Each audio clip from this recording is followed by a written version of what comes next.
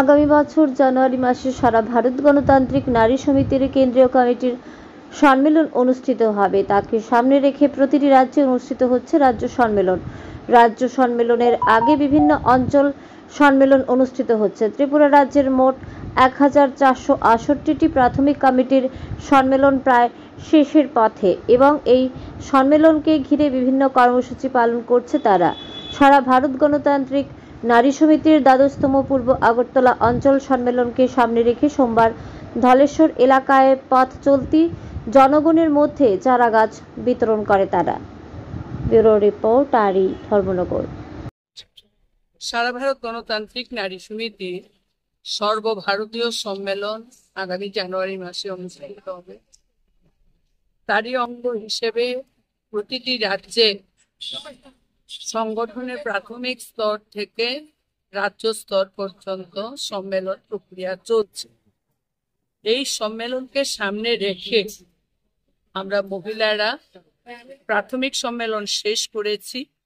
রাজ্যে 1468টা প্রাথমিক কমিটির সম্মেলন প্রায় শেষের পথে এবং এই প্রক্রিয়ার পরই আমরা অঞ্চল সম্মেলন করি।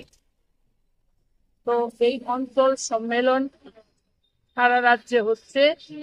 আমাদের এই পূর্ব আগরতলার দ্বাদশ অঞ্চল সম্মেলন সংগঠিত হবে আগামী 21 তারিখে। তার আগে আমরা বিভিন্ন অঞ্চল বিভিন্ন ধরনের প্রোগ্রাম করছে। তো পূর্ব আগরতলায় এখানে বৃক্ষ দানের যে কর্মসূচি তারা এটা গ্রহণ করছে। তো আমরা এই কর্মসূচিতে আমরা অংশগ্রহণ করছি।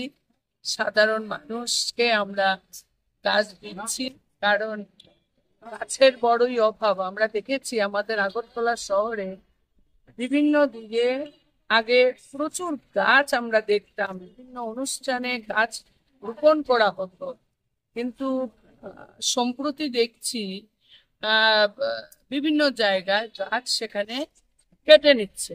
একটা গাছ একটা প্রাণ। আমাদের যেভাবে